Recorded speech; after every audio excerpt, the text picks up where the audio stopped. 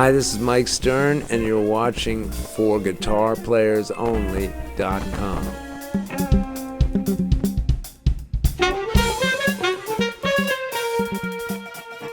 Hi everyone, John Liebman here. You're watching ForGuitarPlayersOnly.com, coming to you from the Music Hall in Detroit, Michigan, with our very, very special guest today, Mr. Mike Stern. How are you, Mike? Good, thank you very much. Thanks, man. It's such an honor to have you, and it's so good to see you. It's a pleasure to be here. It's good to see you looking well. I know you had quite an experience in the summer of 2016. You and your wife were walking out, and tell everybody what happened. If you don't mind reliving that one more time. No, it's okay. I was walking across the street right in front of where I live, and there was some construction there that was very camouflaged and very useless. They hadn't removed it yet. I was walking kind of fast, but not running, and I tripped on this thing. And then I started running to catch my body as it was going towards the opposite side of the street. So I hit pretty fast and broke both my arms. Not a good thing for anybody, but especially a guitar player. So I had to cancel a tour. And then on top of everything, it was a very unlucky day. The hospital let me out on the same day, as sometimes they do. If you're still breathing, they let you out, and they don't finish the job necessarily. And then I made another appointment with a very good general surgeon, not a specialist, which I wish I'd known about, but they and I didn't know anything about it. They didn't think that any other injuries besides my arms would happen, but I got nerve damage in my hand, and as a result of the fall. And so then I found this amazing doctor, Wayne Krantz, another incredible guitar player. Yeah. I was going to say, Wayne Krantz is a doctor? No, he recommended me to this guy, Dr. Barron, who works in New York. He's actually from Texas, but he does stuff with musicians all the time, and he knew that I wanted to play as fast as possible. And he said sometimes the nerve damage will come back, and it may take a long time. So he was going to get me to a place where I could at least play. And he did that kind of right away. So within a couple months, I was playing again. And then he did another surgery recently to improve that even still. And then there's something else planned that in January that I'm going to do, and that'll improve it even more. And I wish more of it would just come back naturally, but sometimes that doesn't happen. I wish it hadn't happened in the first place, of course. Yeah, we all do. But stuff happens. And the main thing is to keep going. A couple of months doesn't sound like a long time when you put it like that, but it must have felt like an eternity. Well, I was scared that it would never work out. I mean, I had to take this guy's word for it, and he was very highly recommended by Wayne Krantz and thank God for Wayne for hipping me to this cat. And then from a couple other people told me that he was, I was kind of asking around, and he was very highly recommended, really badass.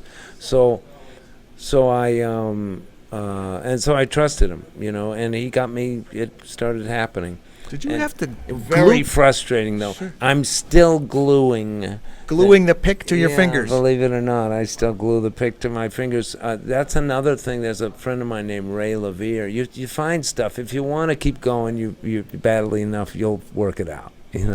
Django taught us all that. I was thinking of Django, actually. Django Reinhardt with two fingers on his left hand. I mean, this did not happen on my left hand where I do all this stuff. So thank God for that, because I don't know. Django is one of a kind. I'm afraid I couldn't join his. I would certainly try, but I'm not sure if I could succeed. But since it was just my picking hand, this was possible to do. And then I needed some reinforcement. He gave me this kind of operation using some kind of tendon transfers and could give my thumb and my index finger, make that kind of so I could hold a pick. And then he had to, and then he did something else with my thumb, which really helped a lot. But then I had to look for. It kept slipping, the pick. I couldn't really hold it by itself. So there's a friend of mine named Levere, who's a badass drummer. He got badly burned when he was a kid, and he always wanted to keep playing. He's got hands that stop at this joint. He's got just this part of his hands, and he plays the shit out of the drums. And I said, and I've known that for a while, and then I finally started asking different people have had stuff like this happen. I said, Ray, how the hell do you hold the drumsticks? And he said, try wig glue. So I went up to Donald Trump's and I got a whole bunch of it. He's got a big stash. You do have a sense of humor, as evidenced by the title of your new record, which is Trip. Yeah, I figured, I got to go with this. And also, it was, it's huge. I mean, something like this for a guitar player, for anybody else, but especially when a guitar player hurts his hands, it's a big drag. Who was the drummer in the 80s? Was it with Def Leppard or somebody like that who overcame some stuff? Who had one hand only, and he kept the gig. Kept playing his ass off. Yeah, with one arm. You can do just amazing stuff if you try, and spirit is everything. Well, I admire your spirit because I noticed some of the. Well, I've been listening to the record nonstop for the last 2-3 days since your folks were kind to send it to me. But there's a song called, was it Scotch Tape and Glue? Yeah. And the title song Trip, and there's a tune called Screws. Yeah. And each of those has a meaning, right? Yeah, definitely meaning for me, of course. They kind of around this accident, and I wanted to use stuff that people could take in different ways. When you think of Trip, I mean, you could think of Timothy Leary for that matter, but you could, you could think of all kinds of stuff. But just going on a trip, I certainly go on a lot of trips because I'm on the road all the time. So it has a lot of different meanings, but that was the one particular to me, of course, was this accident. And some of these titles, I just threw them in there because it seemed like it was appropriate, or something. I couldn't believe when I saw this was actually your 17th solo record as a leader. I've been following you and your music for a long time. Before I started For Guitar Players Only, I had a site, which I still have, called For Bass Players Only. Right. And I was contacted by the folks at Concord Records a few years ago when the album, what was it called, All Over the Place, came out. And they said, we'd like to profile it. I said, Mike Stern is a guitar player. They said, I know, but have you seen the list of bass players on this record? Esperanza Spalding, Anthony Jackson, Tom Kennedy. Who am I leaving out? Victor Wooten, I think. Yeah, Victor. Victor's on this last record. Yes, he is. He's got a new record. And this other guy, Tamor Fell, is playing with me tonight, who's awesome. Yes. And this cat is young. He's only 7. No, he's like 20-something, but early kind of mid. He's from Azerbaijan or something? Azerbaijan. Wow. A kick-ass. And he came to me, I was playing at this little place that I love to play at just for fun, and I've been doing it for years. At the 55? I saw you there with Jeff Andrews and Adam Nussbaum. Wow, that was 1980. Well, that was around 89. Yeah, that was around. We were playing with Mike Brecker. I saw you with Mike Brecker. Also, his album "Don't Try This at Home" had just come out. It was at the Musicians Exchange in Fort Lauderdale. Wow, yeah. Adam and Jeff and I think Joey Calderazzo. Joey was kicking ass. And I believe you were in that lineup too on that tour. That was great. That was a really amazing band. I've been really lucky to play with a lot of amazing players. Of course, Miles Davis. Man with the Horn. Yeah. Right. Man with the Horn. With Marcus, that low C. Yeah, he wrote that. I mean, he kind of made that up on the spot because that tune we kind of did, Miles included it as the last tune on that record, and it was. Excuse me. That's the first tune on the record. I thought it's the first tune, but it was the last thing that was recorded for the record. So we're both right. Yeah. So sorry, I didn't mean to challenge you. He made the first tune because he really liked it, and Miles was a guitar nut. He really liked guitar, especially Jimi Hendrix, that kind of rock and stuff. So and he really liked what I was doing. I was kind of mixing up bebop with rock, because I grew up in the '60s. I was listening to all those cats. Yeah. I still do, Hendrix and all them. Before I got seriously into, that's how I kind of started.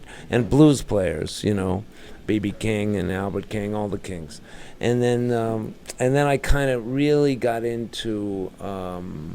Jazz, of course, and Wes Montgomery and Jim Hall, and started really digging that. And horn players and piano players is what I try to kind of use a lot of that vocabulary on the guitar. I transcribe a lot of that stuff. I'm really a maniac like that, and try to do a lot of that stuff, So it's kind of and it's music is a work in progress forever. It's all the time. But I've been so lucky to play with all these amazing players, and that tune "Fat Time" was on that record. And Miles, that was actually my nickname. That's what Miles used to call me. Fat Time, yeah, Fat Time, and which was an honor, that I had this tune named after me. Actually, Bill Evans, we're doing this. We're band tonight with me and Bill as a co-led band. He was the guy that got me. He actually kind of put that band together for Miles. Dave Liebman had recommended Bill, and Bill knew Marcus, and Bill knew,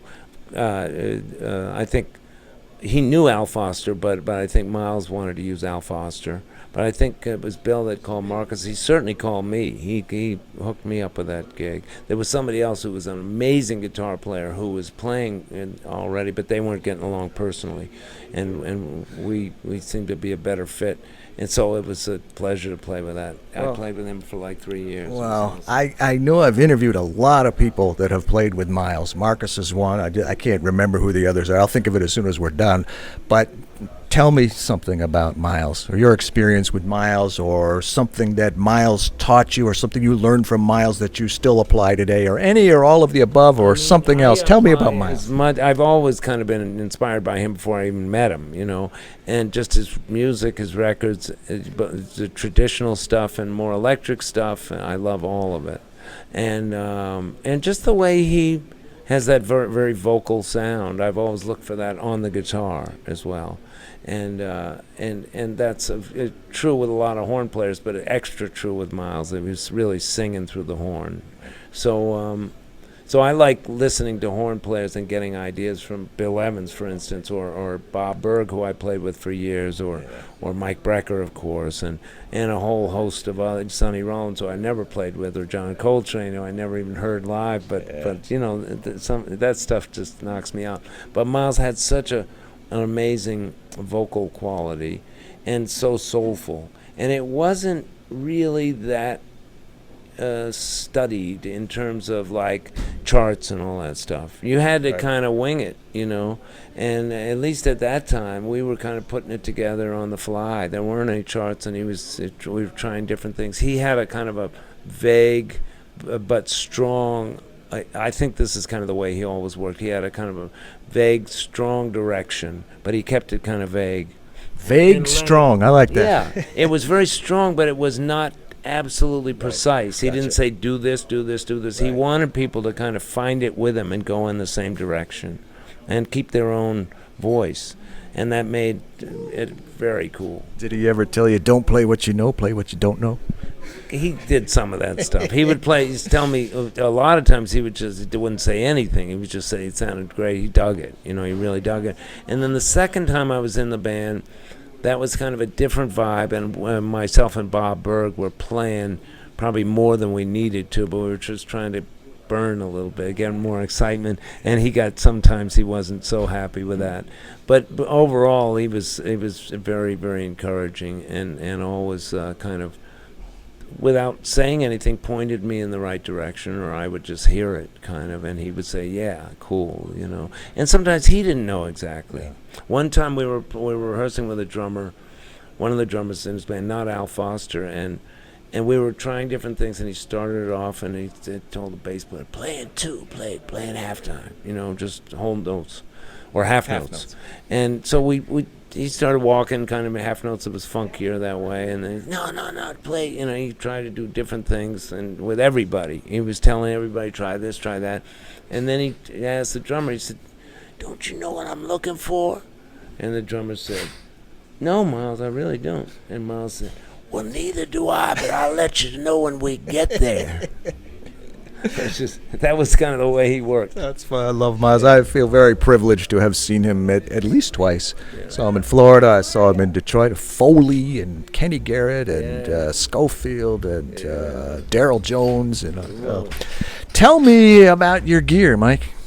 So I'm using just this pedal board. It's kind of one thing that I use all the time is this SPX 90 for this one patch that I use. I wish I could just get it made, but somehow people say they can't really do it. It's actually a harmonizer patch that I use as kind of a chorus sound. It makes the guitar sound a little fatter and a little bit more fluid. Those have been around a long time. They've been around forever.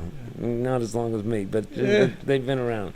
And You do have a up there. very distinct sound. When I listen to your records, it's not some really good guitar player. It's, hey, that's Mike Stern. I can tell in a minute that's your. That's a good thing to hear. Thank you for that.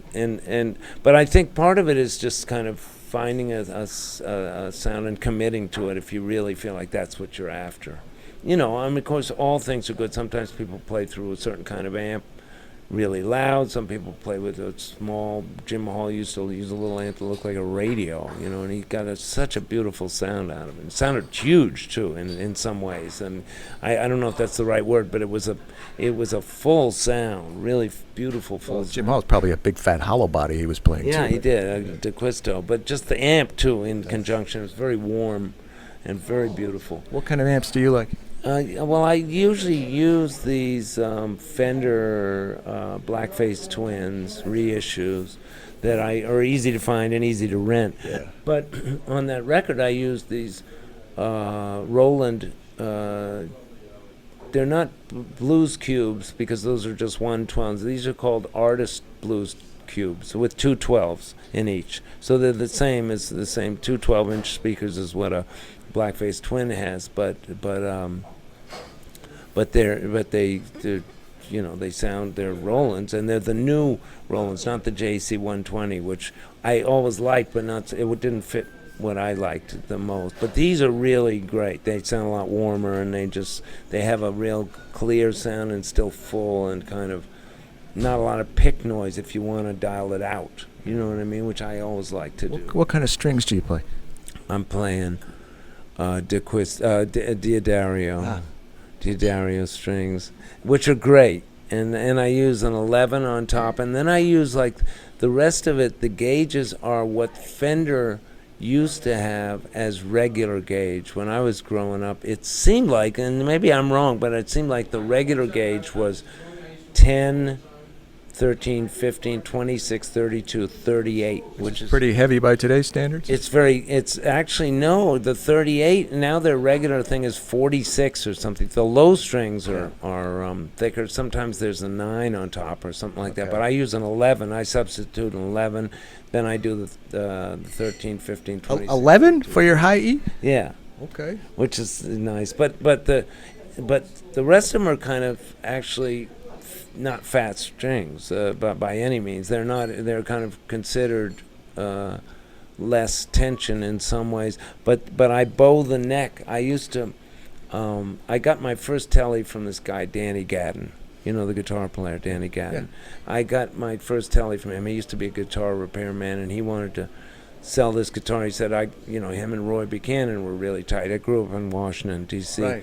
And Roy gave me this amazing, or Danny hit me to this great guitar. He sold it to me for like $500, and it was Roy's spare, and it was an awesome Telecaster. But one of the things those guys used to do is bow the neck a little bit. Did Roy know that he was selling you? No, he didn't know who the hell I was in those days anyway. But it was awesome, that guitar. And then somebody pulled a gun on me and probably hawked it for $25. I mean, as I always say, they had a persuasive argument. I couldn't really, I couldn't really go against that one. So, which is a drag, and it was kind of out in the open, But it was one of those things, kaboom. So I gave that up, and then somebody else. Who had seen me play a lot, another luthier, made me a guitar that was similar to that, not the same, unfortunately, but you couldn't get the same as that one. And then Yamaha took that one and said they wanted to make a Mike Stern model, which I said, I'm fine with that. Yeah. And they made this guitar, which is a Yamaha Pacifica Tele style Mike Stern model, which they sell, and they made me this, and I said, fucking, if you want to go for it, go for it. Well, when you play it, you sound like Mike Stern. Nothing wrong with that. I hope so. What about the future, Mike? What else would you like to do that you haven't already accomplished? You probably have a whole new perspective on life and things, and I've had plenty of perspective over the years. I want less perspective now. I want I want it just to be, but life always gives you more perspective as you keep going. Sure. As we know, right? You get to a certain age, and then you get to another certain age. It always gives you perspective in some other ways, and if you allow it to, it can really be an amazing experience that way. You can learn a lot of great things that way, even though sometimes they're very painful. And but I just want to keep doing what I'm doing. To me, it's been overall just try to write music and try to record it and play gigs. To me, I can't imagine anything more that I could be more grateful for. Than that. So that alone has been great. I might try to travel a bit less because the travel is starting to kick my ass, and that's always hard. I mean, I always say, musicians get paid to travel and they do the gig for free, but let's not say that on the air. Whoops, too late. So but really, that's true. The music's always fun. The travel's really it's it's a challenge. Yeah, well, try doing it with an upright bass sometime. Yeah, exactly. Oh man, I'm a bass player. It's impossible. It's impossible, but it's damn impossible. I mean, I played with Buster Williams. He's renting all the time, and sometimes they give him stuff that he may as well go out to the archery, and shoot arrows. You know what I'm saying? Yeah. I interviewed Buster. What a guy. He's amazing. Yeah. He's amazing. We play together in this band called the Four Generations of Miles. There's four guys that played with Miles at different times. He was telling me about It's a total groove, man. With Jimmy Cobb and now it's with Sonny Fortune and Buster and myself. Wow. So I'm happy to be included in that bunch. Tell you. That's great. Well, Mike, it's very inspirational to see how you've handled what happened to you, and there's more than one way that could have been handled. One is, I'm the victim, woe is me, and the other, which is your way, what can I do to get through this and get back to where I was and where I want to be? So, congratulations! You look marvelous. You look great, and it was great to check out your sound check and see the great band that you have, and come back to Detroit anytime. Absolutely, man. Motown is my favorite, man. It's one of the greatest. Right. We're honored to have you here with our special guest, Mike Stern, at the Music Hall in Detroit, Michigan. I'm John Liebman. You're watching ForGuitarPlayersOnly.com.